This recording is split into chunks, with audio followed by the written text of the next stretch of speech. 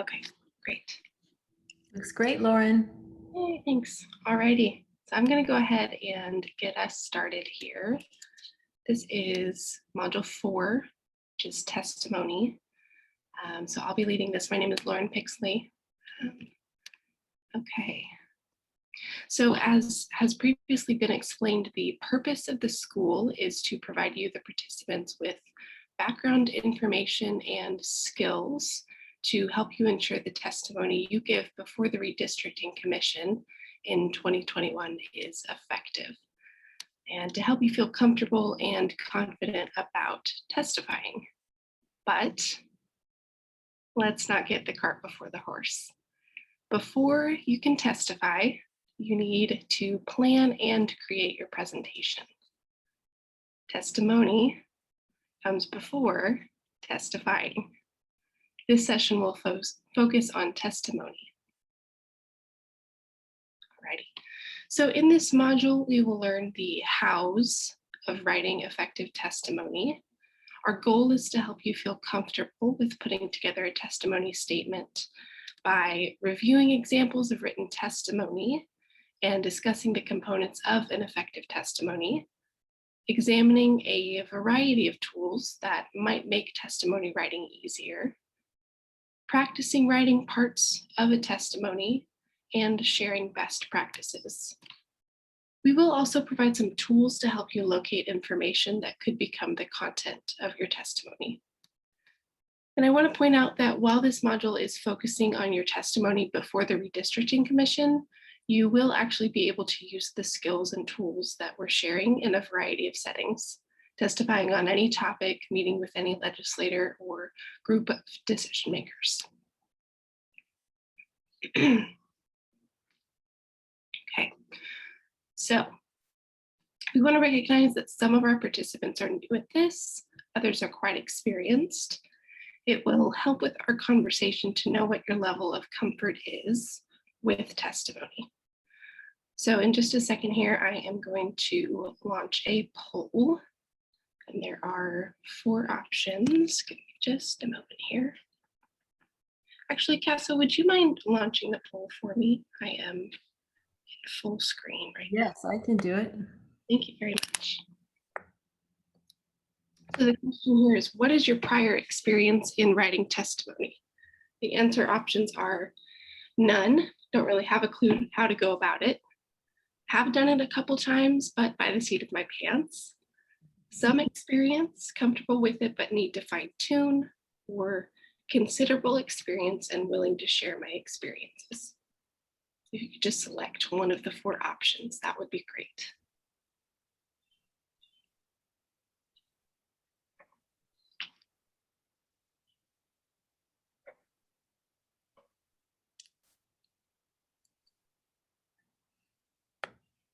Okay. Okay, great. So most of us, looks like about 64%, are pretty new at this. We do have some folks who've done it before. That's great.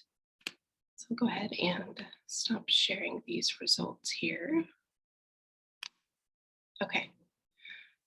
So for those of you who have a little bit more experience, it would be great if we could go ahead and get you to share, either by unmuting or putting it in the chat, what your experience has been like.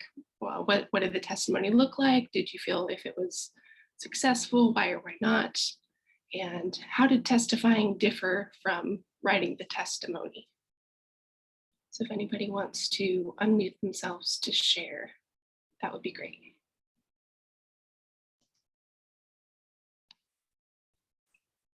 I'm happy to chat.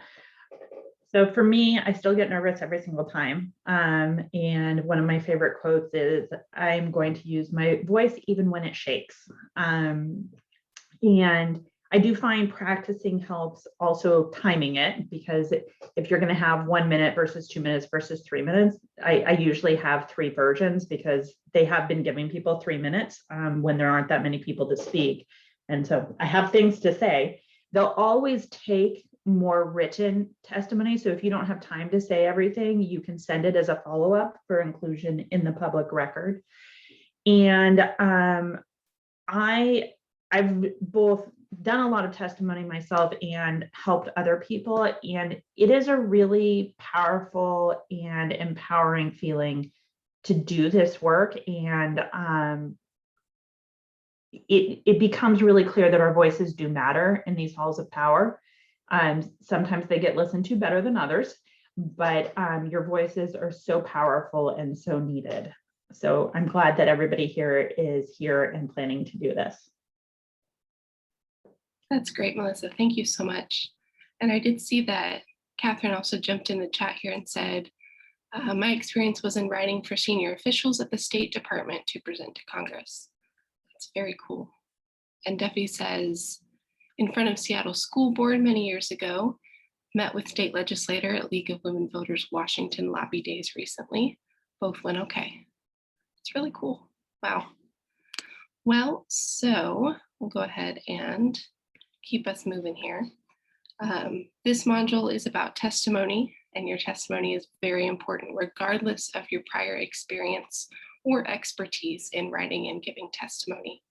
The commissioners want and need to hear from citizens, not just political parties and lobbyists.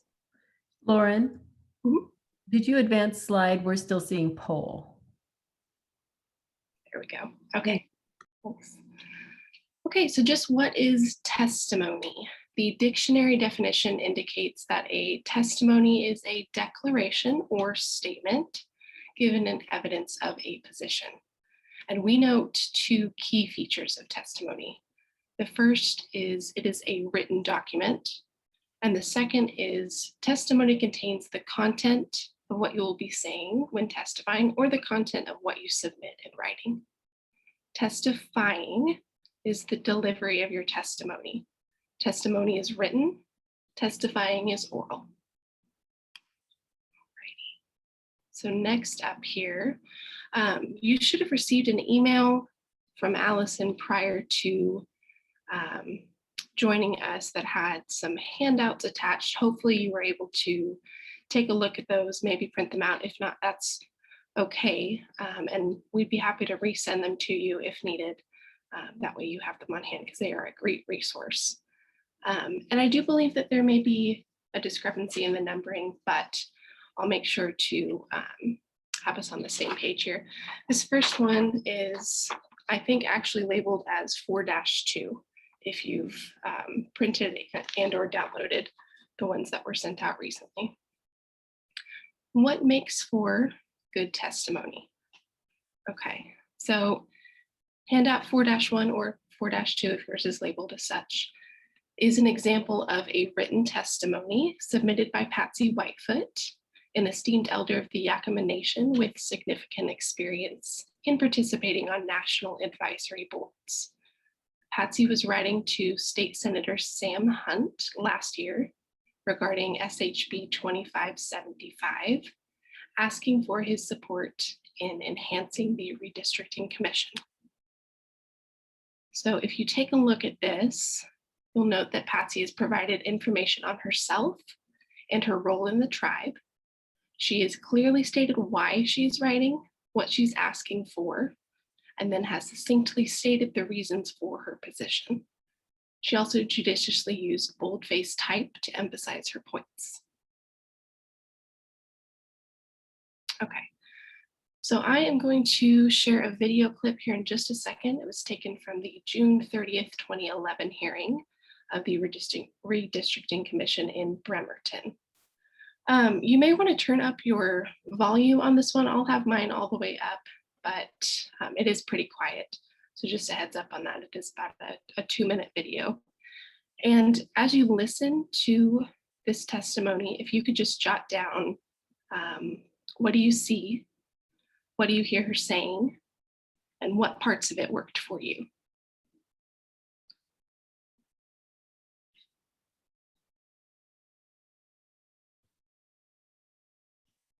Okay. Commissioner and my fellow citizens. My name is Doris Amijo Carender. I'm originally from Alamogordo, New Mexico, and I am Hispanic in background. I have been a resident of East Bremerton for almost 9 years. and the present opportunity to correct some of the representational inequalities that have become very evident to me is most welcome. There are 2 points that I bring to the commission for consideration. There are criteria, as noted in the state and federal law for drawing boundaries, that I believe have been either violated or at best ignored with regard to the legislative districts as applied to Bremerton. The city of Bremerton is divided into 3 separate legislative districts. The criterion that each district be contiguous, compact, and convenient has been thrown out the window in Bremerton's case. I cannot believe that there was any kind of malice aforethought when Bremerton was divided, but someone might be able to make that argument. Not only does the city not enjoy contiguous, compact boundaries, but its boundaries as a city are totally ignored. There's a chunk of Manette and East Bremerton that is part of Legislative District 35, and the rest is then attached to LD 23. Part of Perry Avenue is in the 23rd, and part of Perry is in the 35th. Part of Sylvan Avenue is in the 23rd, part of the 25th. And then just across Manette Bridge, part of Bremerton is in Legislative District 26, and the rest is in LD 35. Okay, so I'll go ahead and toggle back here. Okay, so if anybody wants to drop in the chat or unmute themselves, just some things that you noticed during her testimony, what stood out to you, what was your takeaway, that kind of thing. We'd love to get your feedback. Catherine says, well-informed, could have used a visual aid. Joe says, 2 points, presented and elaborated with quantitative information. Anne says, well organized, 2 points. Casa says, I like that she says she didn't think there was malice. That's great. Does anybody else want to jump in with their thoughts before we move on? Well, she was respectful and didn't come across confrontational. Excellent point. And Duffy says, use notes to stay on points, but also looked up and contacted. Yes, okay. These are great observations. Okay. So I like this segment because it shows an ordinary citizen who is demonstrating many of the practices we will be talking about today. So the speaker introduced herself. She said she was Hispanic and a resident. She told the commissioners why she was there. She told a bit of her story as a resident of Bremerton and gave lots of examples of how many Bremerton neighborhoods were split. She asked them not to divide Bremerton into so many legislative districts, and she used her notes. Her notes guided and structured her comments. Her notes are her testimony. So from our examples and from the literature about effective testimony, we know that there are certain building blocks that make a testimony effective. First, effective testimony establishes your credentials, who you are. Second, it clearly identifies the topic and purpose or critical point of your statement. Third, the best testimony tells a story that engages the audience, that is the commissioners or panel members. Fourth, facts or evidence to support your points are succinctly provided. Consequences of not following your recommendations, if known, might be spelled out. And lastly, effective testimony closes with a specific ask, what you want the commission to do.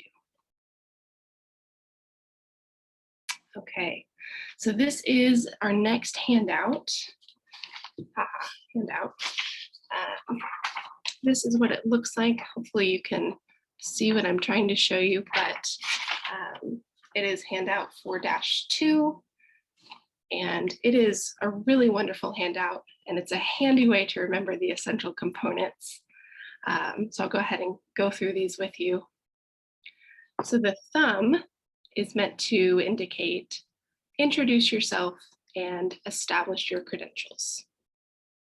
First finger is critical point. What is the issue you are addressing? I am here to talk about. Second finger is your story. What makes this issue important to you and why you care?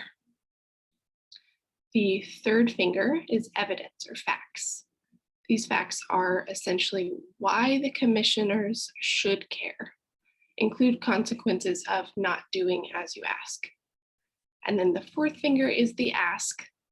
Tell them what you want them to do, specific and succinctly. Okay.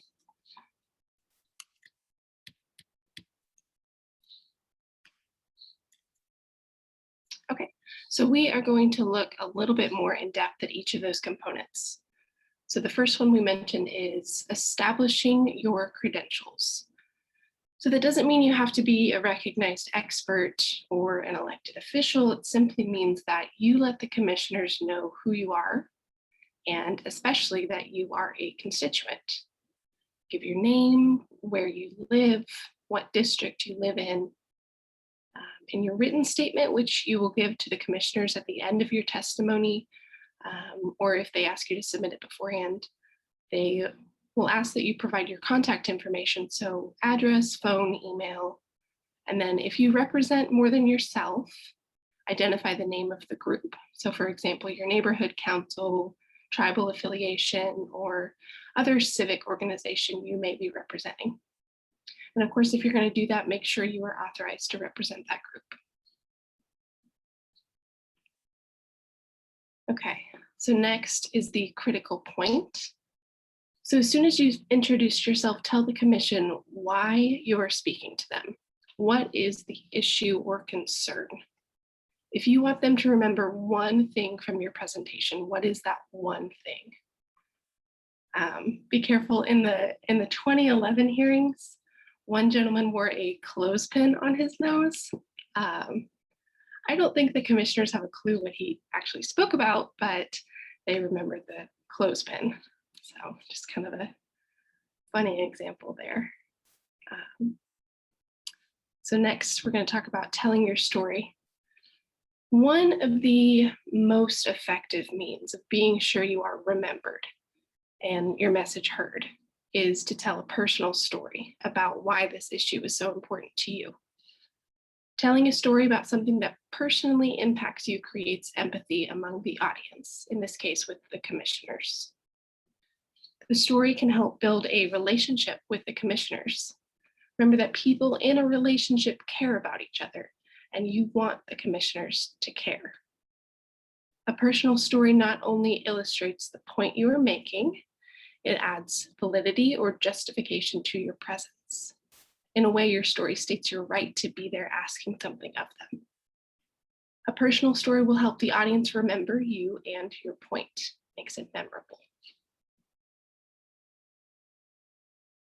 Okay, so the power of a personal story is illustrated in Handout 4-3, which let me check here. I believe it may actually be labeled as 4-4 if you've downloaded what we sent, but it's the one that says kapow, just like the little icon there. So the power of a personal story is illustrated in that handout by an experience Keitha had when urging Washington legislators to approve a cost of living adjustment for Plan 1 education retirees who hadn't had one in 10 years. So I'm going to ask that you take a moment to read that personal story if you've got it on hand and think about what makes the story impactful. So I'm going to give you, let's say, 2 minutes to do that. Casa, does that sound good? 2 minutes? Okay. Sounds great.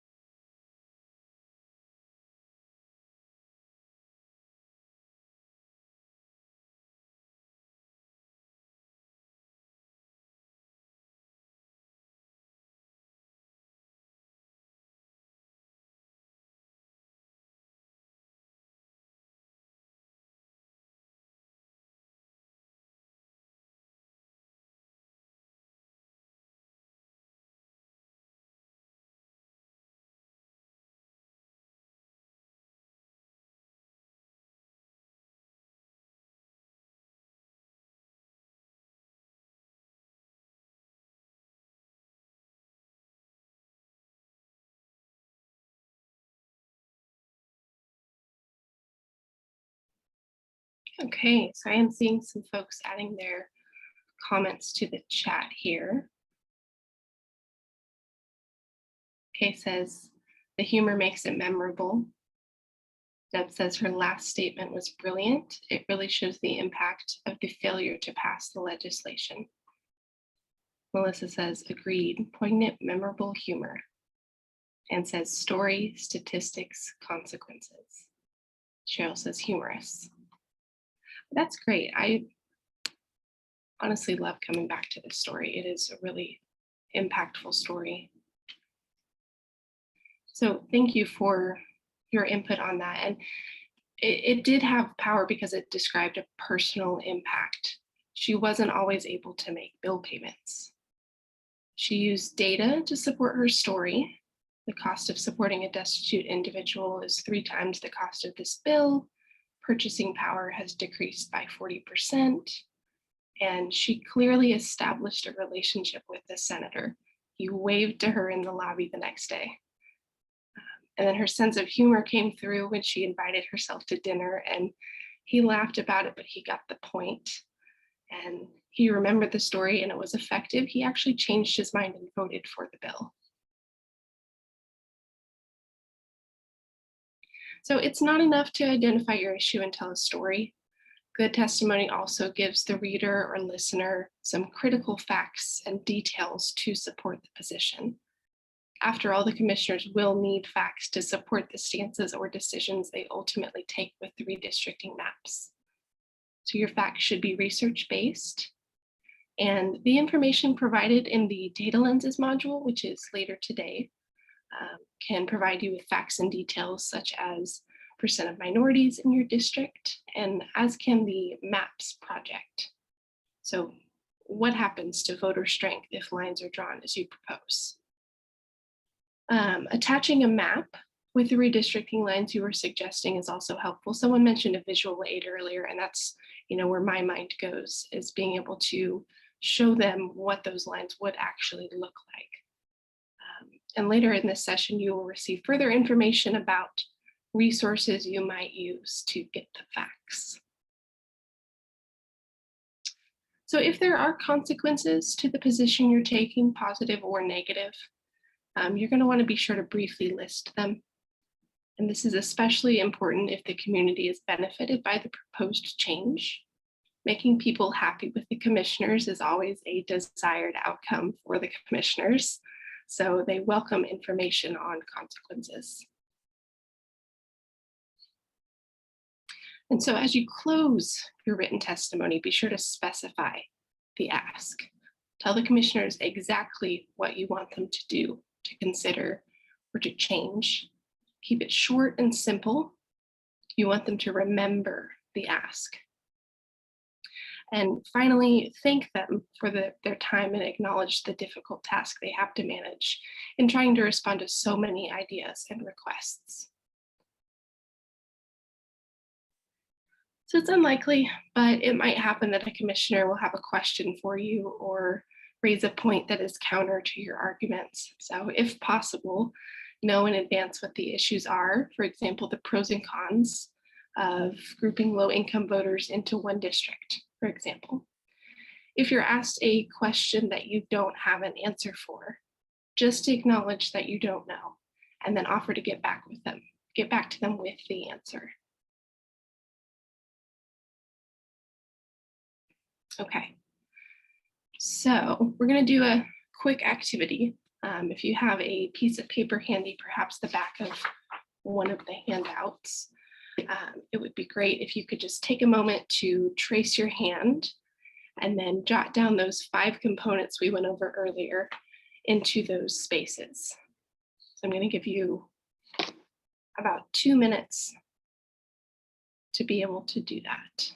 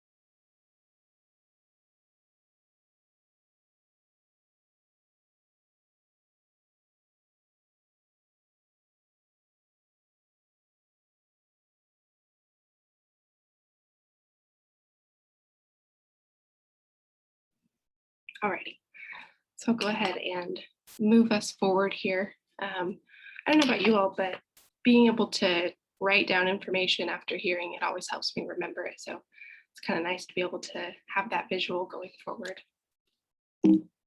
Okay.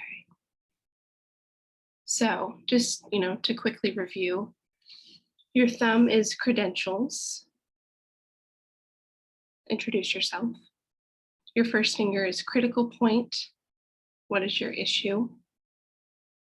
Next finger is your personal impact. Why you care. What is your story? Next is evidence. So the facts supporting your position. And then lastly, the ask. What is it that you want done? So now that you have some tips on the parts you need in an effective testimony, it's time to focus more on the content. What do you say and how? So while we're not going to spell out any specific positions for you to take when you testify, we hope that by the end of the session, you'll be more comfortable in knowing where you might find content information. So to create your testimony, you will use your story and evidence to write out a paragraph summary. You want to use clear, simple language and keep your sentences short. And arrange your paper in the order of the 5 elements. So credentials, name, city, legislative district, issue, facts, and ask. It's also a good idea to limit yourself to about 1 page, which is, between 300 to 500 words. Typically, a minute of testimony is about 150 words. And so, what Melissa was saying earlier about having a couple different versions based on how much time you might think you have or how much time you've been told you have is a good idea. And knowing that 150 words translates to about a minute of testimony is a good rule of thumb. And then use a template. So use the templates to help you organize your written testimony. And it's also a good idea to practice testifying with a friend. Okay. So handouts 4-4 through 4-8 are sample templates that will help you in writing testimony. So 4-4 is useful for those with limited experience in writing testimony. The quick and easy testimony fill-in form is already in paragraph format and provides an alternative way to quickly write your testimonial statement. Just fill in the blanks. And so I don't know if you can see my cursor here, but thank you for allowing me to speak with you. My name is, I vote in the blank district in blank city, and I would like to draw your attention to the issue of blank. Really a good way to get started. And then if you need more space to write, simply download and save the template, and then type your testimony into the template and save your completed work. And then you can transmit that completed form to the commissioners. Okay, so here in just a second, we are going to disperse into breakout rooms, and you'll have about 8 to 10 minutes to do this activity. So in this practice session, you'll work in groups to write the story portion of a testimony. And it doesn't need to be a story related to redistricting. It can be any issue. You could do education, taking care of grandchildren, choosing a vacation destination. The purpose of the activity is just to make sure you're comfortable with the template itself. So once we get you into these groups here, we do ask that you take a second to choose a note taker, and that person will be reporting to the larger group at the end of this 8 to 10 minute session. And that person will have about 1 to 2 minutes to do their report. So you'll just be sharing your ideas about the form to the main group. I'm gonna stop sharing here. I'll remember to re-mute unless you are a note taker. That would be great. And then if our note takers could unmute one at a time and kind of give us what your group discussed, just a minute or two, that would be great. Go, Ann. Thank you. I was the note taker in our group, and we started talking about what things might be added or enhanced in this form, and we really didn't come up with a lot. That one person said that it's more than enough to get started. We also kind of focused on testimony more than the form, but I think the two work together well. That demeanor is important, but credentials that are irrelevant to the issue are really what is needed. Think really carefully about what part of your story is relevant to what matters, that your story is remembered for its relevance to the topic, that versions that are longer and shorter, which have been mentioned before, are important, but remember that the written testimony will be part of your record. So those were what I picked up as major points. If somebody in our group wants to add, please do.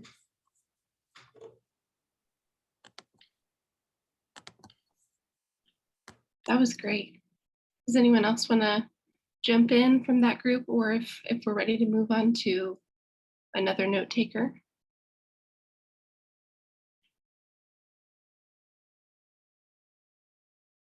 I will add one more thing that is really testimony.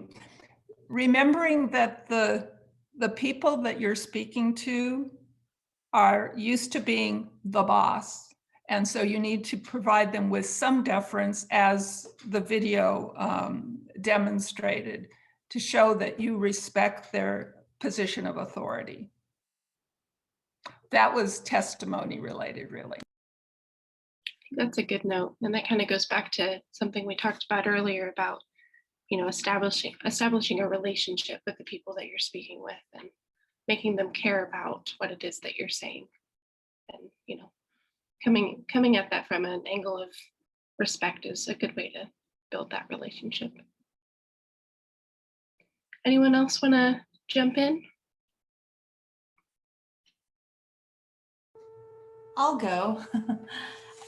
So we kind of like pretended, not really pretended, but so we took the 5 fingers, the hand, and the credentials were that Brian, who was also in our group, studied environmental issues, and we're asking for the resources, not only the people that are going to be involved in the redistricting, but also the resources.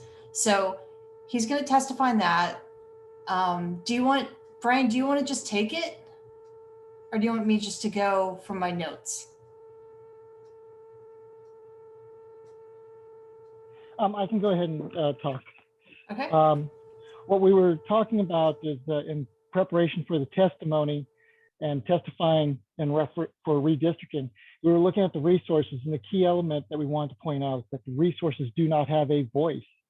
And so we want to make sure that in a way they are put into a district where a voice can be presented for them.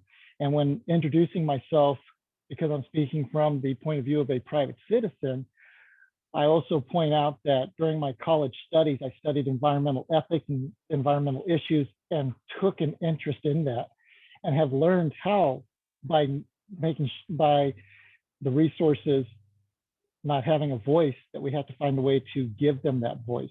And that's important. And I hope that covers what our group discussed. I love that. That is such an effective way to establish who you are, why you care, and why they should care about what you're saying. And your background is an important part of that. Anyone else want to jump in with some feedback before we move on? I can. So we focused on talking about story and why we care about districts. So Joe is a union member She's recently become a representative for her neighborhood, and in that process started learning about boundaries and wanting to be more informed. And being in Renton has been split into multiple legislative districts. And so, understanding why that happened and how it impacts is relevant.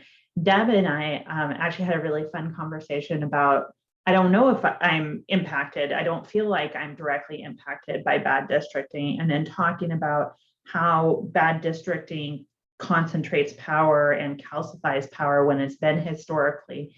And without that calcification, concentration that leads to underrepresentation of women and people of color in our state legislature, we end up not being able to get some of the policy issues that we care about. So there are things that we could have passed if we had had better representation that was more fairly determined. Absolutely. That is an excellent point. And that kind of speaks to something that I mentioned earlier about, talking to your neighbors and really getting a feel for what is it that the people in my community need as far as, where these lines are going to be drawn. Because, maybe it won't impact me, but if I'm going to, do this, I'm going to listen to the feedback of others and maybe use my time to, give a voice to folks who historically haven't had one, which that's, we have an opportunity to do that here. Anybody else want to jump in before we move on? Okay. I am going to share my screen again. Give me just a second here. Okay. Alrighty. So if you are comfortable with writing testimony, you may find that the template in Handout 4-5 is a useful way to be reminded of the essential components you want to include in your written testimony. So this quick guide, that's what it's called, asks key questions, the answers to which can form the basis of your testimony in a way that covers all of the areas of effective testimony that we previously covered. It also allows more flexibility in how you organize your written document. So the questions ask the basics for introducing yourself. Why are you here? That is, why do you want to testify? What is the critical point you want them to remember? What data or evidence do you have? What is your story? What is your ask?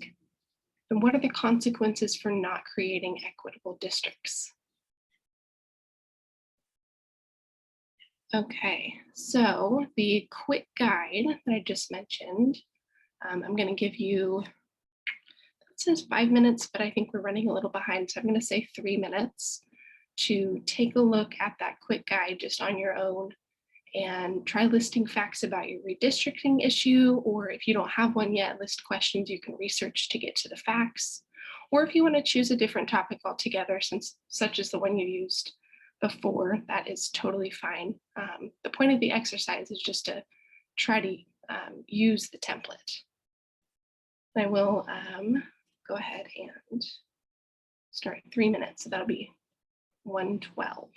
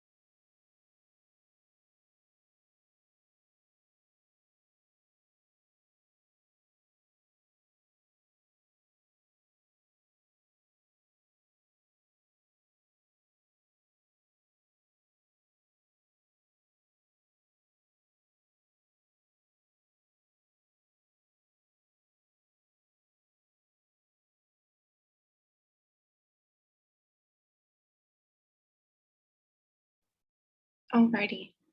So that is 3 minutes. I know that's not really enough time to actually fill out the quick guide, but if one or two people just wanted to give some feedback about how useful you think the template might be and why, any challenges you foresee in being able to use it, and any questions on using that quick guide, I'd love your feedback on that.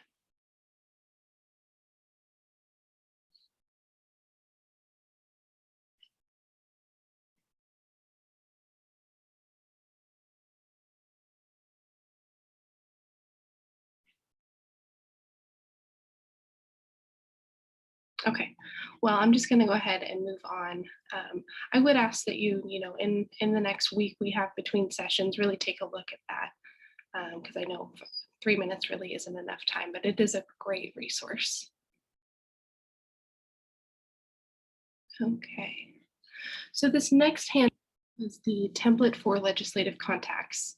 It's a formal document for submitting material to the commissioners, and it will contain the complete script you have written, even if your oral presentation happens to be shortened in a virtual hearing, which is something we've talked about a few times now. The written testimony can be mailed or submitted online, and you want to make sure that the commissioners receive your full testimony.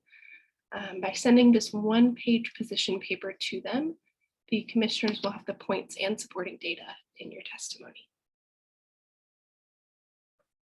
And then handouts 4-7 and 4-8 are completed samples of the written testimony template.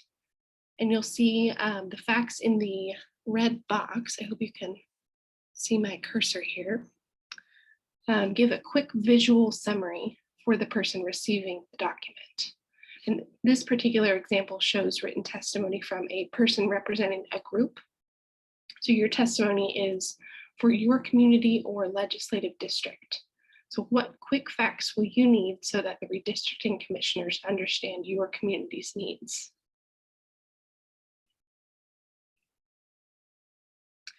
So in the next slides, we're going to examine the best practices and resources you might use for developing your written testimony.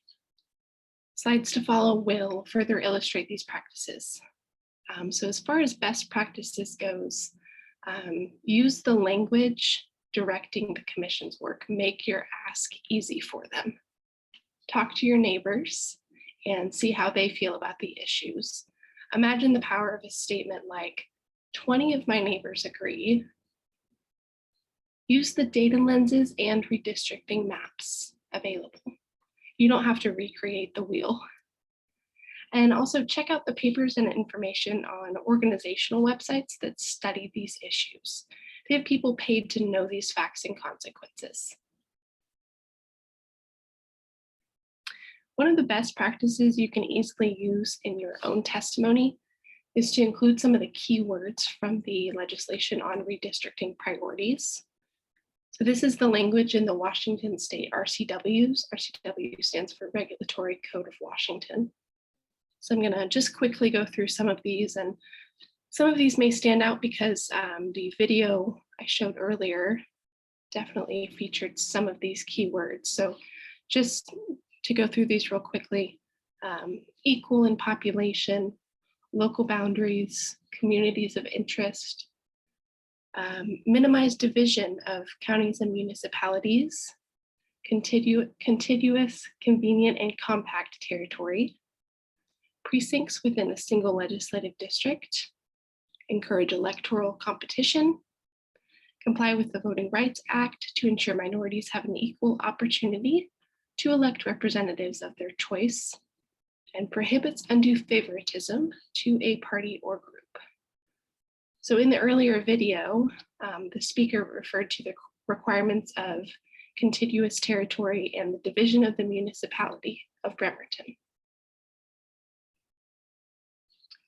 So neighbors or community can be a good source of information for identifying redistricting issues and gathering facts about impact.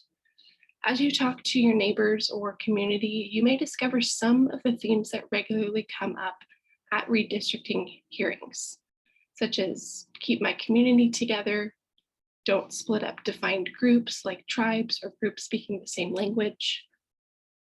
Why are there so many hooks, wiggles, and odd shapes on the maps? Should districts balance low and high income? Think about who is in your community. Does everyone have a voice? So Allison McCaffrey has put together an outstanding presentation on data lenses, which is the next module today. It's module 3, and it discusses the impact of point of view on where lines might be drawn. So looking at the data lenses maps and playing around with where you think the line should be, or playing around with what happens when you look at lines from the point of view of, say, for instance, the low income demographics, can give you some valuable statistical data to potentially use in your testimony. So she'll be going in more detail very shortly. So another resource for data is to look at the results of drawing maps with whatever lines you think are appropriate. And Dave's redistricting app is one source of map making. The training that Dave will be offering will be in the next session, so April 24th. And we've talked about this before, but submitting a map with your testimony gives the commissioners precise details and suggestions. Okay. This is handout 4-9 that's being referenced here. It says, let's see. Yeah, so this is a list of several different organizations who are engaged in this work of redistricting and voting concerns, including the ones in this slide. And these organizations are excellent resources for you as you gather facts and details about redistricting issues, and good for you to be able to learn about the consequences of various redistricting plans. Because they often have dedicated staff working on these issues, you don't have to recreate the wheel. And the handout actually does have the web addresses for each organization. Okay, so in this final exercise, please take a minute to give us feedback on what is still challenging for you, what's been the most helpful in the materials we shared. And if you want to just drop that in the chat, or if you want to unmute, that's fine too. Just take a couple minutes here to do that. So it is 1:19 right now. Let's say by 1:21, go ahead and move forward. So any input you have at all would be very helpful.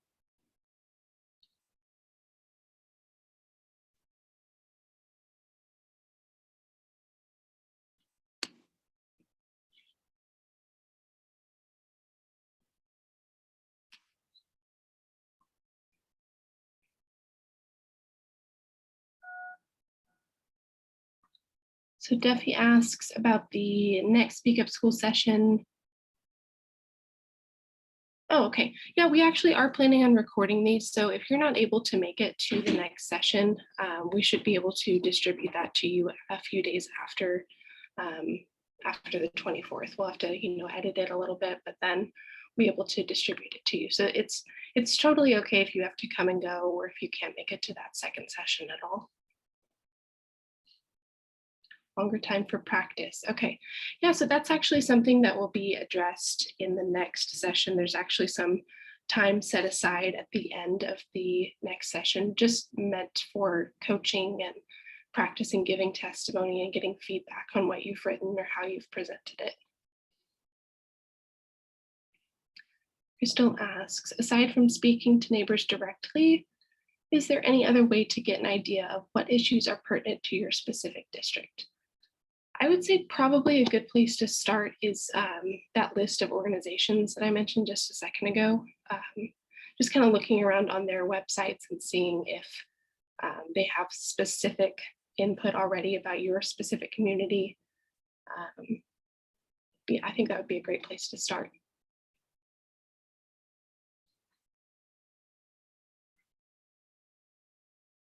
Adele says, templates get us started and ensure points are not skipped. Good resources of people who are already working on these issues. Thank you for that feedback, Adele. And yes, today's session also will be able to review. Okay. So just a quick little review here. People who have experience giving and writing testimony recommend the following. Attach a map to your testimony. Keep your written testimony brief and to the point. Close with a specific ask. And be sure to submit a written copy to the commissioners. And finally, a word about do's and don'ts.